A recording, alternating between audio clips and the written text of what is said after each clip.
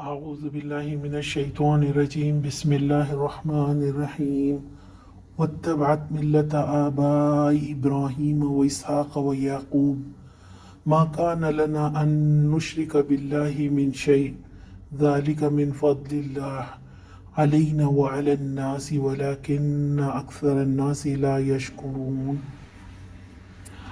اپنے بزرگوں ابراہیم، اسحاق اور یعقوب علیہم السلام کا طریقہ اختیار کیا ہے۔ ہمارا یہ کام نہیں کہ اللہ کے ساتھ کسی کو شریک ٹھہرائیں۔ در حقیقت یہ اللہ کا فضل ہے ہم پر اور تمام انسانوں پر کہ اس نے اپنے سوا کسی کا بندہ ہمیں نہیں بنایا، مگر اکثر لوگ شکر ادا نہیں کرتے۔ انہوں نے کہا، میں اپنے آبا ابراہیم، اسحاق اور یعقوب علیہ السلام کے دین پر ہوں، ان کی پیروی کرتا ہوں، کسی نئے دین کی نہیں جسے سمجھنا مشکل ہو۔ وہ الہ واحد کو مانتے تھے، لہٰذا وہی معبود واحد میرا بھی ہے اور یہی شروع سے چلا آ رہا ہے، میں بھی اسی دین پر ہوں۔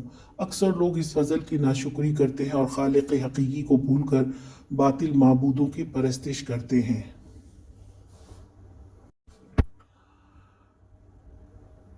یہاں یوسف علیہ السلام دین کو ایک فضل بتا رہے ہیں کہ اکثر لوگ اس فضل کا شکر ادا نہیں کرتے۔ یہ وہ فضل ہے جس پر اللہ تعالیٰ اپنے بندوں کو دیکھنا پسند کرتا ہے۔ یہاں یوسف علیہ السلام اپنی تعریف نہیں کر رہے ہیں، بلکہ وہ اپنے دین کو، اپنے آبا کے دین کو یہ کہہ کر بتانا چاہتے ہیں کہ یہ نیا دین نہیں ہے، بلکہ تم لوگ جن سے واقف ہو وہی میرے آبا تھے اور انہی کے دین پر میں ہوں۔